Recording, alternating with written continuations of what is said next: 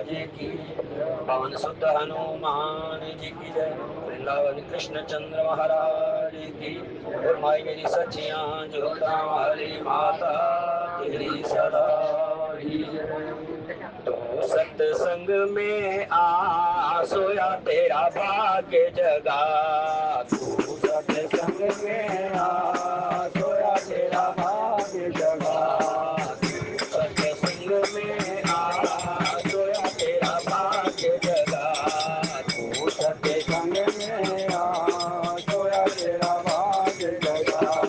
प्रेमी सज्जनों सत्संग में आना, प्रेमी सज्जनों सत्संग में आना, सत्संग से ना जी को चुराना, सत्संग से ना जी को चुराना। ये जीवन की राह सोया तेरा भाग्य जगा, ये जीवन की राह सोया तेरा भाग्य जगा, तू सत्संग में आ सोया तेरा भाग्य जगा, तू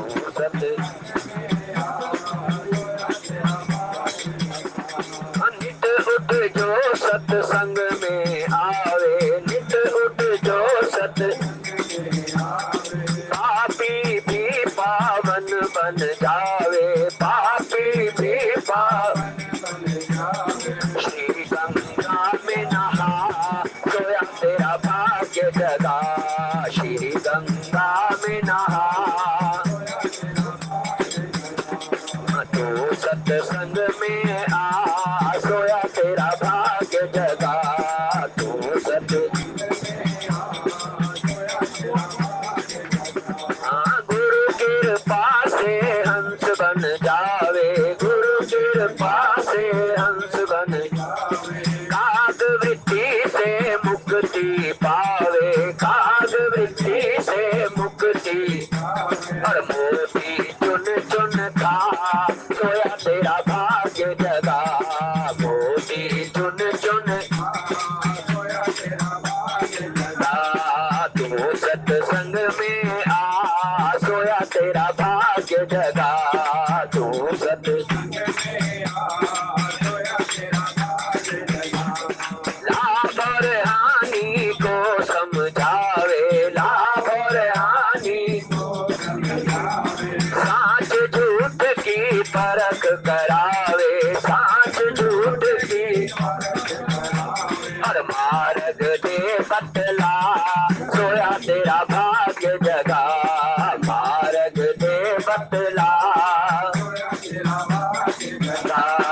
तू सत्संग में आ सोया तेरा भाग्य जगा, तू सत्संग में आ सोया तेरा भाग्य जगा। सत्संग में है मोती हीरे, सत्संग में है मोती हीरे, मिलते हैं पर धीरे धीरे, मिलते हैं पर धीरे धीरे और मोती चुन चुन खा सोया तेरा भाग्य जगा, मोती चुन चुन सोया तेरा भाग्य जगा, तू सत्संग में आ सोया तेरा भाग्य जगा, तू सत्संग में आ सोया तेरा भाग्य जगा, तो सत्संग में आ सोया तेरा भाग्य जगा, तो सत्संग में आ सोया तेरा भाग्य जगा। हाथ जोड़ वंदन करूं धरूं चरण पे शीश, ज्ञान भक्ति मोह दीजिए परम पुरुष जगदीश। सब कुछ दीना आपने भेंट धरूं क्या नाथ, नमस्कार की भेंट धरूं जोड़ू मैं दोनों हाथ। दुख रूप संसारी जन्म मरण की खान, आप निकालो दया करो सदगुरु दीन दया, हे साईं दीन दया। प्रेम भक्ति देना हमें हे प्रेमाय अवतार, हे करुणा अवतार। तुम हो गगन के चंद्रमा, हम है धरा की धार। हरि हरि ओ।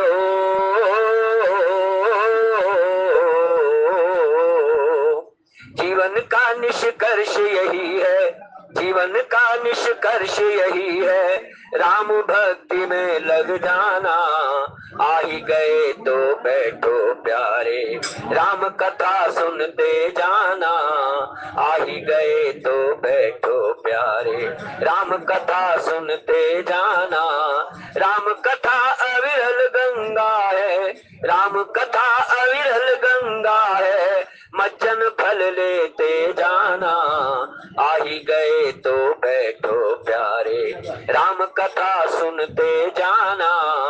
आ ही गए तो बैठो प्यारे, जय जय राम कथा, जय श्री राम कथा, जय जय राम कथा, जय श्री। जिसे श्रवण कर मिट जाती है, जिसे श्रवण कर मिट जाती है, जन्म जन्म की व्यथा। ओ जय जय राम कथा, जय श्री राम कथा, जय जय राम कथा, जय श्री राम कथा। तेरा सब संशय मिट जाए, तेरा सब संशय मिट जाए, श्री पार्वती का जथा। ओ जय जय राम कथा, जय श्री राम कथा, जय जय राम कथा, जय श्री। तू भी सुनकर अमर हो जाए, तू भी सुनकर अमर हो जाए, श्री हनुमान जी यथा। ओ जय जय राम कथा, जय श्री राम कथा, जय जय राम कथा, जय हनुमान कथा। तेरा परमारथ बन जाए, तेरा परमारथ बन जाए, श्री नारद का जथा। ओ जय जय राम कथा, जय श्री राम कथा, जय जय राम कथा, जय श्री राम कथा। मंगल भवन अमंगल हारी, त्रवाहु सुदशरथ अजर बिहारी। मंगल भवन अमंगल हारी, उमा सहित जहीं जपत एक कलश भरी, आनहि पानी अंचहि नाथ कहीं मृदु बानी। सुन प्रिय वचन प्रीत अति देखी, राम कृपाल सुशील बिसेखी। जानी श्रमित सिय मन माही, घरिक विलंब कीन बट चाही। मुदित नारी नर देखहि शोभा, रूप अनूप नयन मनु लोभा। मंगल भवन अमंगल हारी, उमा सहित जहीं जपत। राम अमित गुण सागर, था कि पावहि कोई। संतन सन जस कछु सुन्यो, तुम ही सुनावहु सोई। सियावर रामचंद्र पद, शरणम शंकर हरि ओम जय। एक देखी बट छाह भले, दासी मृदुल तृणपात।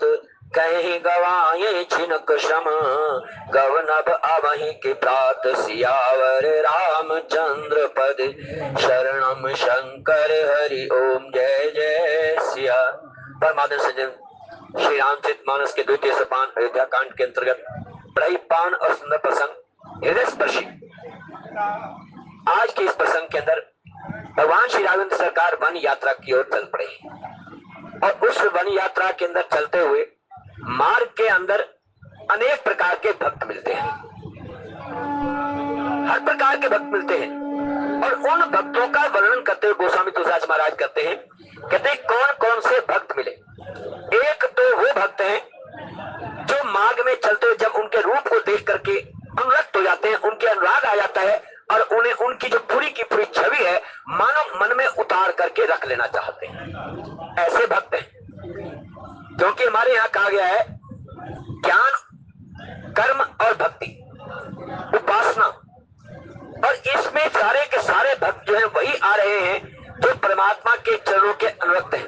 और एक वो गुरु हैं जो उनको उपदेश कर रहे हैं, कहते हैं कि चल करके दर्शन कर लो, चल करके उनको देख लो, अन्यथा अगर ये समय निकल गया तो फिर परमात्मा के दर्शन नहीं होंगे। अरे बड़े सौभाग्य हैं, बड़े भाग्य मानुष तन पावा, सुर दुर्लभ सद ग्रंथन गावा। बड़े भाग्य मानुष तन पावा, सुर दुर्लभ सद ग्रंथन गावा। कहते हैं बड़े भाग्य से मनुष्य तन मिलता है, और अगर मनुष्य का तन प्राप्त हुआ है, ऐसे गुरु भी हैं जो उनको उपदेश कर रहे हैं कि जाओ और जाकर के परमात्मा के दर्शन कर लो, ये अवसर फिर नहीं आना, ये अब ऐसा अवसर आ रहा है। और गोस्वामी जी को लिखना पड़ा, राम ही देखी एक अनुरागे, चितवत चले जाहि संग लागे, एक नयन मग छवि उर आनी, होई शिथिल तन मन बरबानी।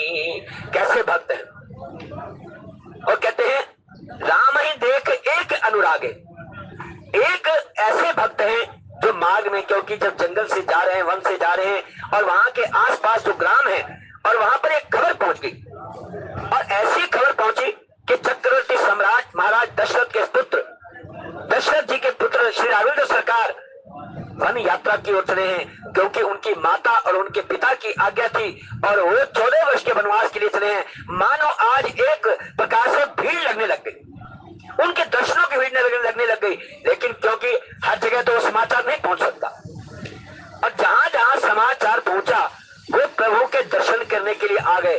और उसके अंदर कई बूढ़े भी हैं, बालक भी हैं, वृद्ध भी हैं, स्त्रियां भी हैं, हर प्रकार के उसके अंदर भक्त हैं। और जो स्त्रियां हैं, क्योंकि ये दृश्य बड़ा भावुक होता है, जब कोई किसी मार्ग से जा रहा हो, जंगल में से जा रहा हो, कोई आदिवासी इलाके में से कोई व्यक्ति गुजर रहा हो, तो वहां के जो आदिवासी लोग हैं उन्होंने शहर में जाकर के वहां के वस्त्र वगैरह नहीं देखे, वहां के महल नहीं देखे, वहां का रहन सहन नहीं देखा, वहां लोग कैसे रहते हैं वो नहीं देखा होता आदिवासी लोगों ने। लेकिन जब हमारे वैसे कोई शहर में से, कोई नगर में से कोई व्यक्ति आदिवासी इलाके में जाता है तो बड़े आश्चर्य से देखते हैं, बड़े हैरान होकर के देखते हैं कि इन्होंने देखो कैसे वस्त्र डाले। अरे हम यहाँ पर ऐसे ऐसे वस्त्र डालते हैं, जंगल के अंदर रहते हैं, जंगल के फल खाते हैं, कंदमूल फल खाते हैं, उन कंदमूल फल खा करके हम उनका निर्वाह करते हैं, जीवन निर्वाह करते हैं। ये देखो नगर से कैसे कैसे व्यक्ति आ जाते हैं आदिवासी इलाकों के अंदर, उनके गुजर बसर के लिए बहुत तकलीफ होती है, निर्वाह के लिए, जीवन निर्वाह के लिए बड़ी तकलीफ होती है।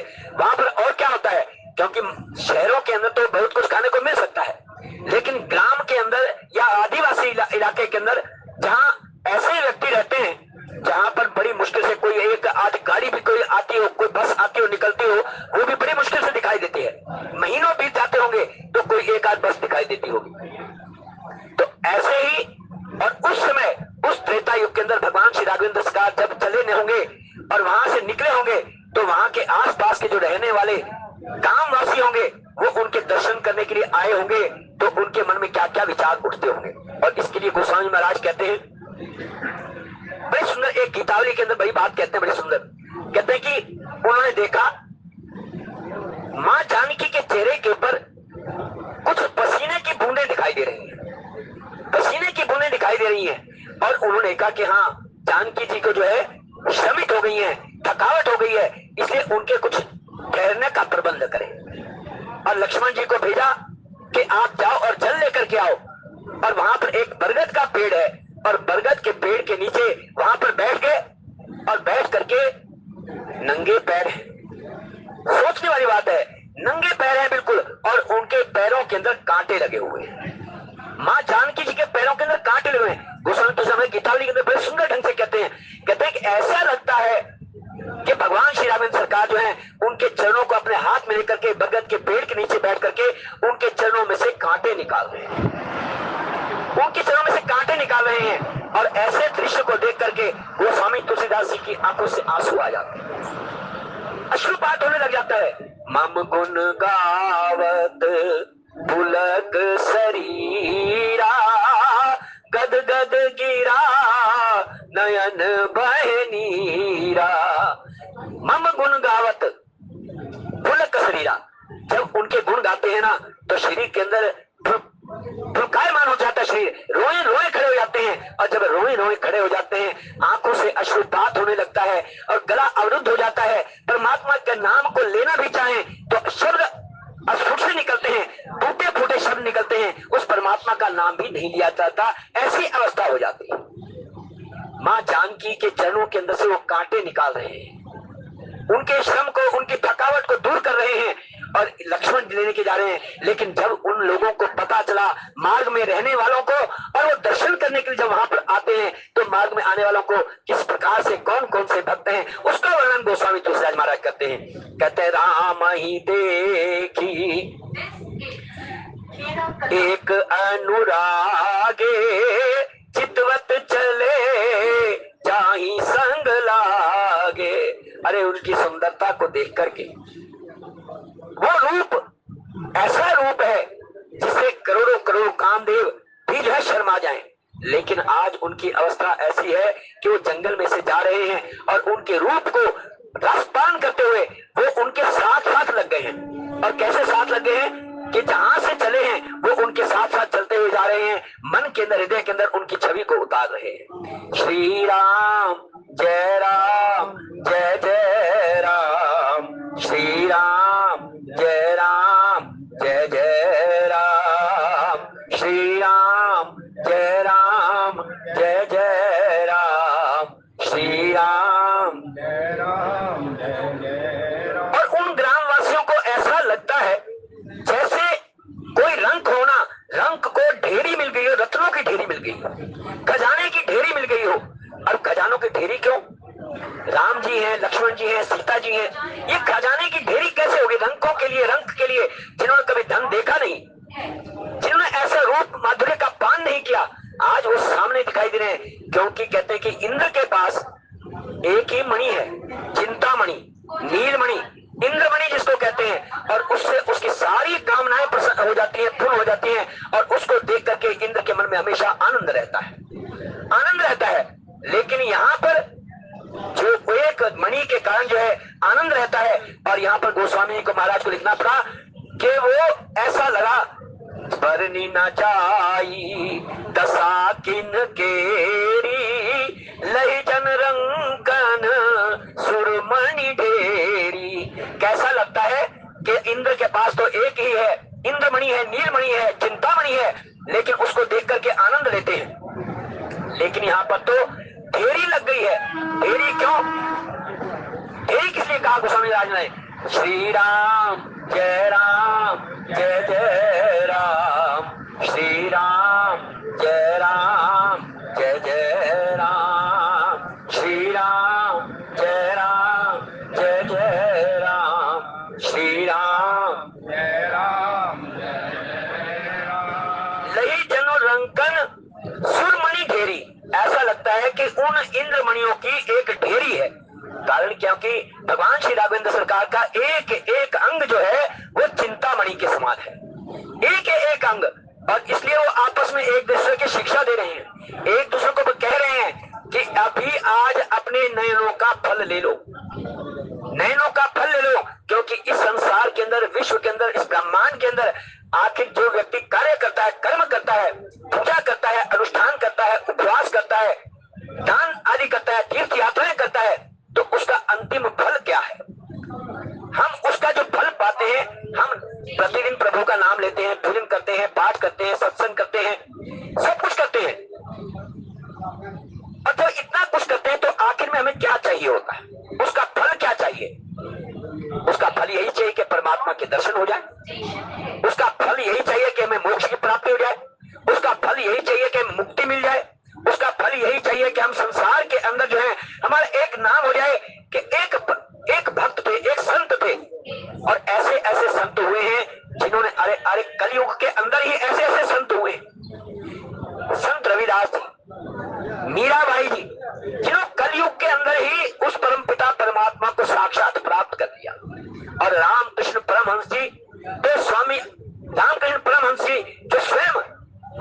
काली के साथ बैठ करके भोजन करते थे।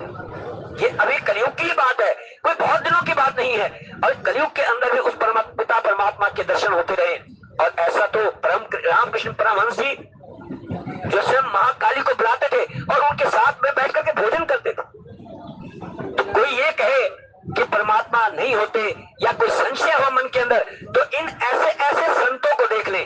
और आज मानव गोस्वामी महाराज कहते हैं वो सब के सब एक एक अंग जो है राम जी का एक चिंतामणि है। इंद्र की एक मणि होगी, लेकिन पूरे अंग जो है राम जी के वो एक एक चिंतामणि है।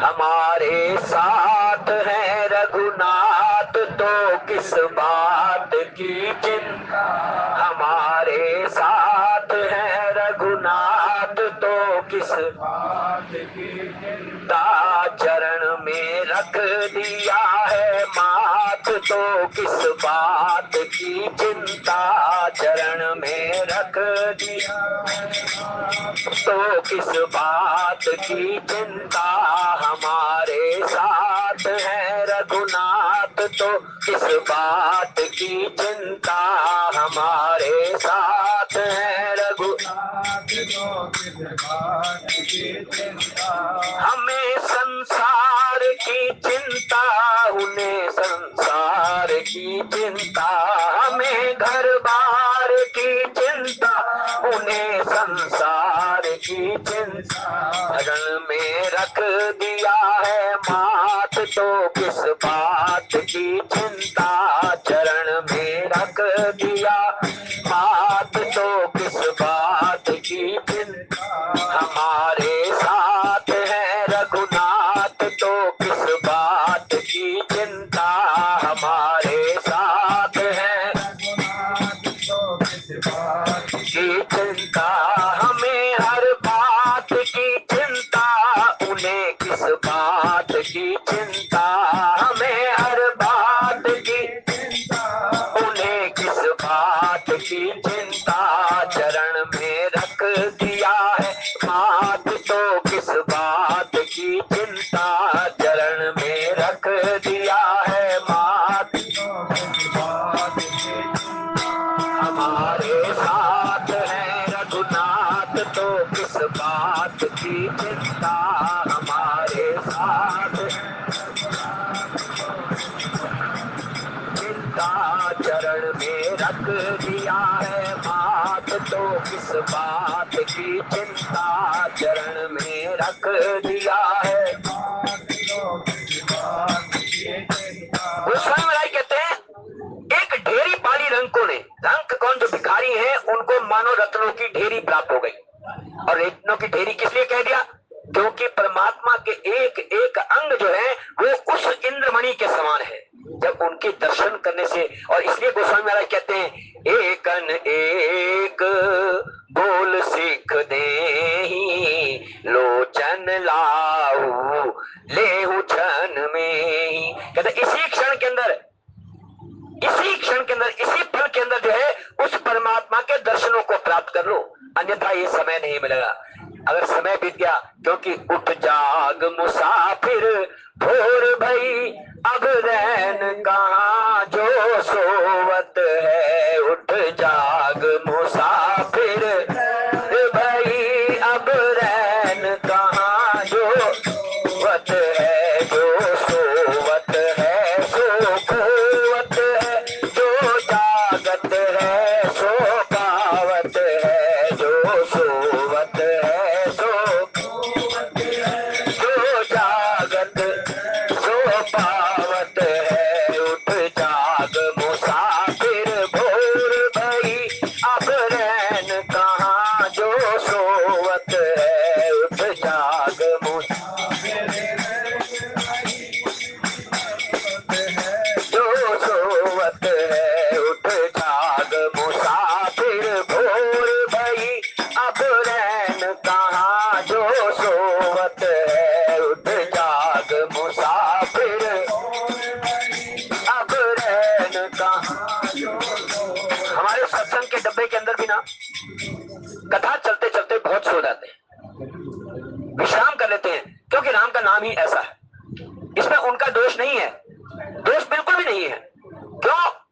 क्योंकि अगर हवा सुंदर चल रही हो, मीठी मीठी हवा चल रही हो, एकदम ऐसी बयार चल रही हो, ऐसी हवा चल रही हो, शीतल सुगंध मंद हवा चल रही हो, और व्यक्ति लेटे बिस्तर के ऊपर बैठ जाए तो उसको बैठते ही नींद आ जाया करती है।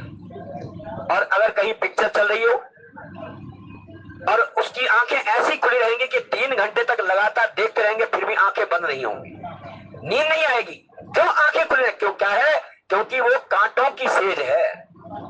परमात्मा का नाम जो है मानो आरामदायक सेज है, जहां पर ठंडी हवा चलती है तो नींद आ ही जाती है। जब नींद आ जाती है, एक कथा कर रहे थे संत, और कथा करते हुए एक बात कही कि उनकी कथा होती थी, ये थे अपना स्वयं राम भद्राचार्य जी महाराज, और ये जो टाउन हॉल है दिल्ली के अंदर स्टेशन के बिल्कुल सामने है, जो टाउन हॉल है उसके सामने एक मंदिर है, बिल्कुल सामने मंदिर। हम जब कभी जाते तो वहां पर जाकर के दर्शन करते थे, तो वहां पर राम भद्राचार्य जी की प्रवचन आ रहा था, उनका जो है 7 दिन का कार्यक्रम था। तो उन्होंने एक बात कही उस कथा के अंदर, कहते हम 3 बजे कथा शुरू होती है, आप लोग 4 बजे आते हैं, 4:30 बजे आते हैं, और कई तो आयोजकों को दिखाने के लिए केवल इसलिए आ जाते हैं कि हम यहाँ पर उपस्थित हैं, हम आए थे, ये दिखाने के लिए भी आ जाते हैं। लेकिन एक बात ध्यान रखो, कहते हैं अगर आप 3 बजे आ जाओ, क्योंकि नाव के चलने की तैयारी है, नाव की यात्रा पर चलने की तैयारी है, और जब चलने की तैयारी है उसमें आप नाव में आकर आप बैठ गए, और भले ही आपको नींद आ जाए कोई बात नहीं, लेकिन वो नाव जो है ना वो आपको मंजिल तक अवश्य पहुंचा देगी। एक बार आ जाओ और बैठ जाओ, बैठ गए आकर के, तो हो सकता है नींद खुल गई बीच में, तो हो सकता है कोई ऐसा वचन आपको प्राप्त हो जाए जिससे आपकी जिंदगी बदल जाए, जिनके अंदर परिवर्तन आ जाए। कभी ऐसा भी हो जाता है। ये राम भद्राचार्य जी महाराज कथा में कहा, उस टाउन हॉल के अंदर जो मंदिर है वहां पर एक कथा हो रही थी, उन्होंने इस बात को कहा, कहने का तात्पर्य उठ जाग, इसलिए जागना है सबने, सोना नहीं है। उठ जाग मुसाफिर भोर भई, अब रैन कहाँ जो सोवत है। उठ जाग मुसाफिर भोर भई, अब रैन कहाँ जो सोवत है। जो सोवत है सो खोवत है, जो जागत है सो पावत है। जो सोवत है सो खोवत है, जो जागत है। उठ नींद से अखियां खोल जरा, उठ नींद से अखियां खोल जरा, और अपने प्रभु से ध्यान लगा, और अपने प्रभु से ध्यान लगा। यह प्रीत करन की रीत नहीं, प्रभु जागत है तू सोवत है। यह प्रीत करन की रीत नहीं, प्रभु जागत है तू सोवत है। उठ जाग मुसाफिर भोर भई, अब रैन कहाँ जो सोवत है। उठ जाग मुसाफिर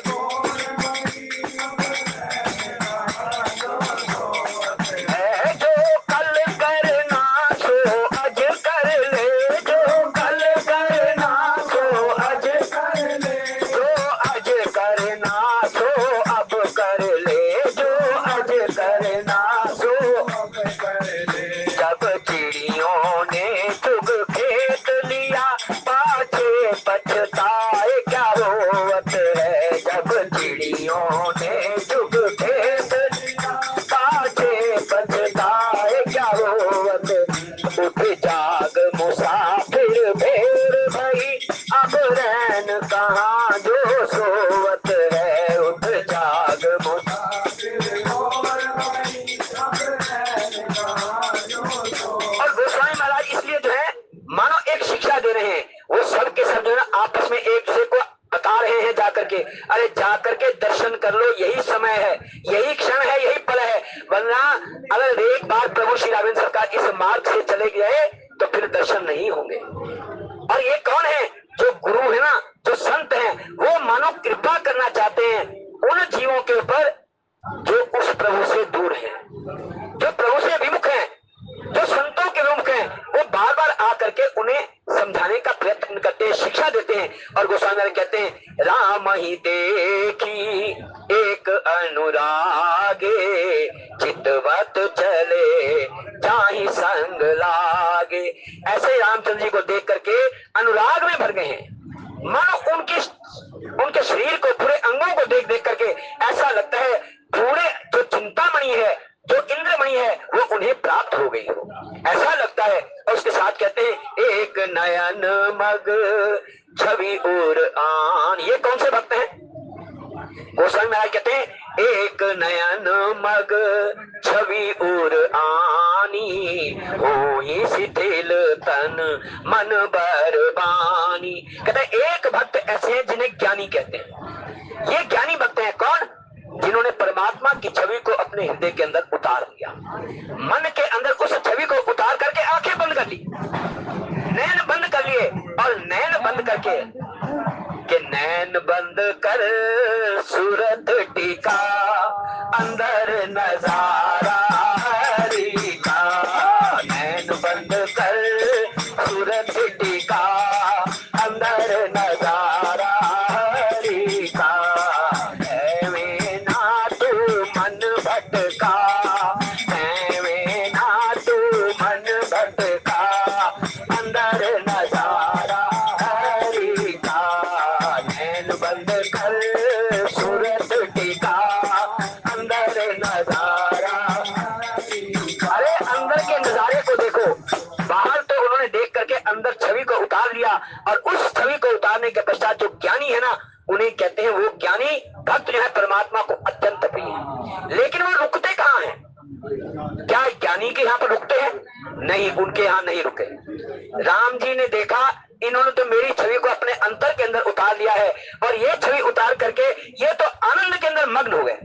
उसी छवि के अंदर जैसे महाराज जनक जी थे ना, महाराज जनक जी हर समय, हर क्षण, हर पल जो है परमात्मा के रूप को अपने हृदय के अंदर उतार करके उस ज्योति स्वरूप परमात्मा को, अपने निराकार निर्गुण उस परम पिता परमात्मा के हर समय मग्न रहते थे, उनके नाम के अंदर, उनके स्वरूप के अंदर मग्न रहते थे। लेकिन जिस दिन राम जी के दर्शन हो गए ना, राम जी जिस दिन सामने आ गए उनके, तो कहने ये तो स्वयं इनको तो ऐसा लगता है जो मैं मन में बिछाए हुए हूँ वही मेरे सामने आ गए, जिनको मैंने मन के अंदर, हृदय के अंदर उतार करके रखा हुआ है वही मेरे बिल्कुल सामने आ गए, आंखों के सामने आ गए।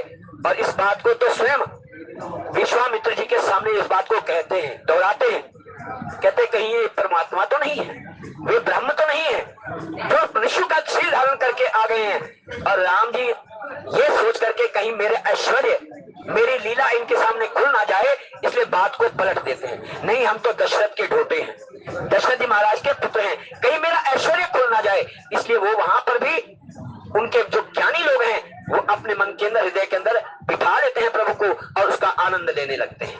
और उसके पश्चात गोस्वामी ने कहा एक नयन मग छवि और आनी, हो ही शिथिल तन मन बरबान।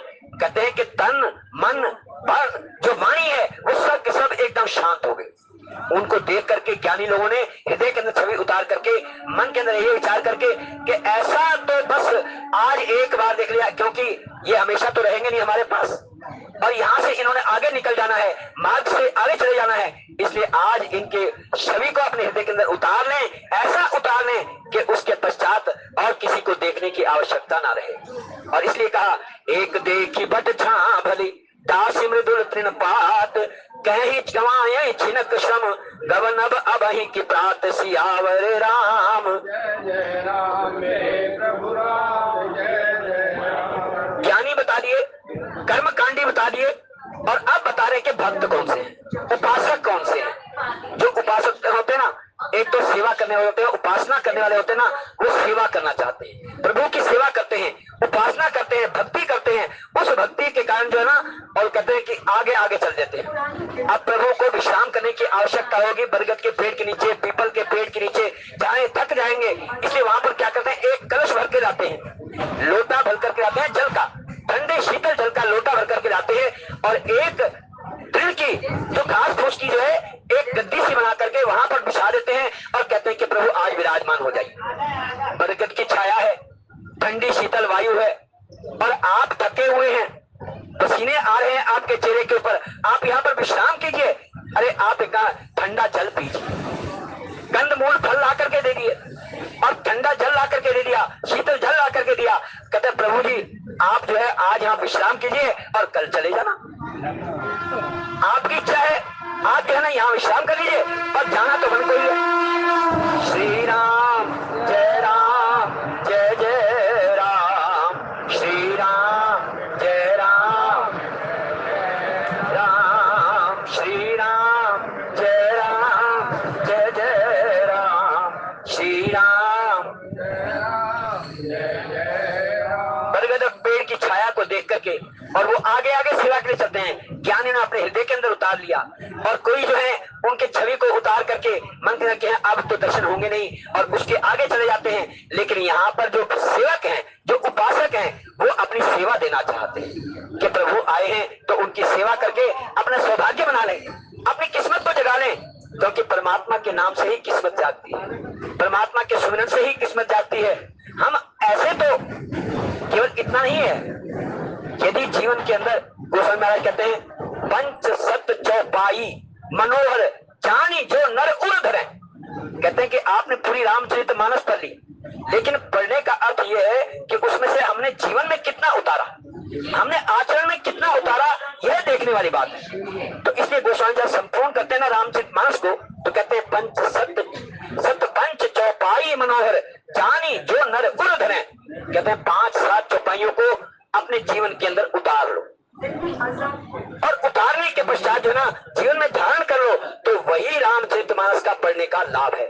श्री राम जय जय राम, श्री राम। और पतले पतले जो पत्ते हैं, पतले पत्ते उनको बांध करके और उनके नीचे जो गद्दा सा बना करके घास फूस ला करके और बिछा रहे हैं और उनका कह रहे प्रभु आइए जल पीजिए, विश्राम कीजिए, अब नहीं तो प्रातः काल यहाँ से चले जाइए विश्राम करके। और कहते हैं एक कलश भर आ नहीं पानी अंचही नाथ कहे मृदुबानी, उनको आचमन कराते हैं, उनसे हाथ धुलवाते हैं, उनको आचमन कराते हैं, जल पिलाते हैं और कहते हैं कि आप रुक जाइए, आज यहाँ विश्राम कीजिए। और कहते हैं सुन प्रिय वचन प्रीति अति देखी राम कृपाल सुशील विषेखी, अपनी पत्नी की ओर देखते हैं, शील स्वभाव है, कई व्यक्तियों का कर्कश स्वभाव होता है, लेकिन भगवान श्री राघवेंद्र सरकार का स्वभाव है ना मधुर स्वभाव है, ऐसा मधुर के अधरम मधुरम वदनम मधुरम हसितम मधुरम चलितम मधुरम, भगवान चलते हैं तो भी मधुर लगते हैं, भगवान हंसते हैं तो भी मधुर लगते हैं, भगवान जो है पीछे आचरण जो है जब चलते हैं तभी अच्छे लगते हैं। और उनका तो पूरा का पूरा जो मधुरम अधरम अखिलम मधुरम, क्योंकि पूरे के पूरे ही मधुर है, क्योंकि मिश्री को जहां से भी खाओ ना वो वहीं से ही मीठी लगती है। और यहाँ पर श्री राघवेंद्र सरकार वो अपने सुशील स्वभाव का वर्णन करते हुए और अपने सुशील स्वभाव को दिखाते हुए जो है उनको वहां पर किस प्रकार से वो ग्रामवासियों से बातचीत कर रहे हैं, वार्तालाप कर रहे हैं, और वो वार्तालाप किस प्रकार से आगे आएगा वो आप आने वाले वक्ताओं के माध्यम से श्रवण कर पाएंगे। कथा कोई शाम टूटे की शाम बड़े आनंद कंद भगवान की।